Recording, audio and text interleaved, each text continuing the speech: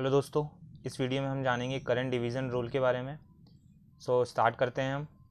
Current division rule sir जो है parallel में किया जाता है। पहली बात तो पैरेलल सर्किट में किया जाता है।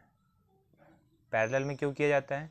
क्योंकि पैरेलल में वोल्टेज सेम रहता है और करंट डिवाइड रहता है। तो करंट की वैल्यू को फाइंड करने के लिए हम इसे पैरेलल सर्किट में यूज़ करते हैं। सबसे पहले दो रजिस्टेंस है पैरेलल में। यदि इनमें करंट फ्लो हो रही है, मान लिया हमने 12 एम्पियर की करंट फ्लो हो रही है, तो R1 एंड R2 में करंट निकालना है हमें। तो R1 में करंट फ्लो हो रही है I1 और R2 में I2। ठीक है, हमें I1 और I2 के करंट की वैल्यू को फाइंड करना है। तो कैसे करेंगे? सबसे पहले तो हम I1 की वैल्यू निकालना है। टोटल करंट कितना है? I इंटू, अब I1 के रेजिस्टेंस को रहने देना है, R2 ऊपर लिखेंगे, R2 अपॉन में R1 और R2 का total resistance R1 plus R2। ठीक है दोस्तों, और I2 कैसे फाइंड करेंगे? I2 is equal to total current into R2 के रेजिस्टेंस को छोड़ेंगे, ऊपर वाला रेजिस्टेंस लेंगे, R1 को ऊपर लिखेंगे अपॉन में R1 प्लस R2। ये फाइंड कर लेंगे हम I1 और I2 की। ठीक है दोस्तों, इसी के बेस पे एक क्वेश्चन करके देख लेते हैं। क्वेश्चन में ये resistance R1, resistance R2, R1 और R2। R1 की वैल्यू दी हुई है 1 ओम और R2 की दी हुई है 2 ओम। इसमें टोटल करंट फ्लो हो रहा है 12 एम्पियर का।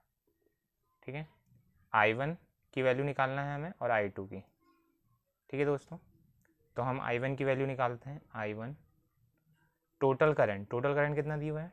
12 एम्पियर इंटू रेजिस्टेंस की वैल्यू I1 की निकाल रहे हैं, तो I1 को छोड़ेंगे, R2 को ऊपर लिखेंगे, 2 अपन total resistance R1 plus R2 कितना है? 1 प्लस 2 कितना हो जाएगा? 3 ओम। ठीक है, तो वैल्यू कितनी निकल के आ जाएगी? 3 चौ 12, 4 दूनी 8, 4 दूनी 8 एम्पियर। ठीक है दोस्तों, फिर I2 की कैसे निकालेंगे हम? I2 की टोटल करंट कितना है? 12 एम्पियर इंटू R2 को छोड़ेंगे हम, R1 को ऊपर लेंगे, तो R1 कितना है? 1, R1 के हिसाब से 1 ऊपर आएगा। टोटल रेजिस्टेंस 3, 3 चौ 12, 4 एम्पियर। I2 को दूसरे तरीके से भी निकाल सकते हैं हम। टोटल करंट माइनस जो I1 का करंट निकल चुका है उसमें से माइनस कर देंगे, तो 4 एम्पियर। इस तरीके से भी निकाल सकते हैं। ठीक है दोस्तों, अब दूसरी बात करते हैं। दूसरे सर्किट में यदि 3 रेजिस्टेंस दे दिया जाए, 3 रेजिस्टेंस R1 R2 दे दिया जाए, तो हम कैसे निकालेंगे करंट की वैल्यू? आइए देखते हैं। यदि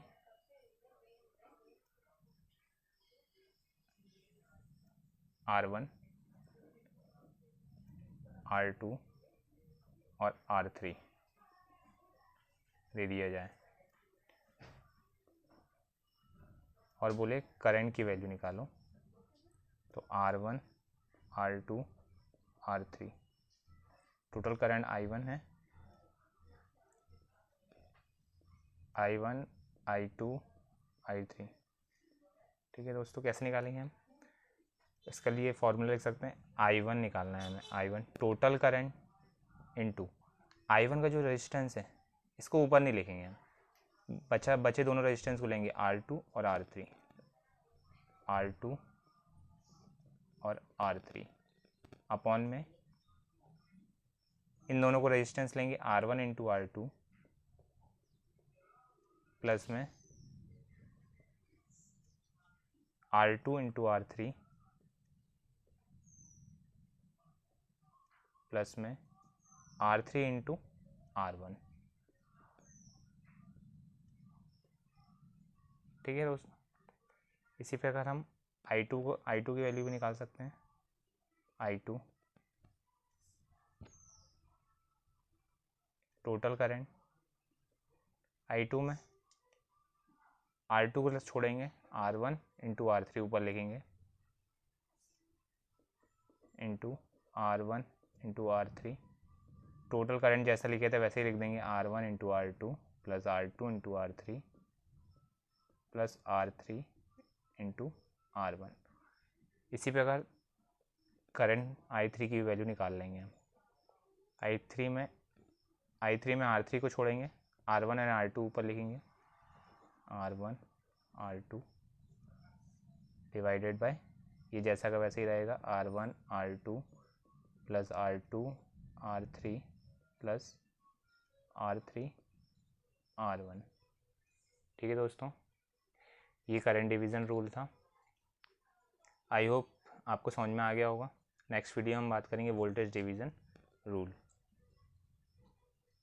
थैंक यू वेरी मच।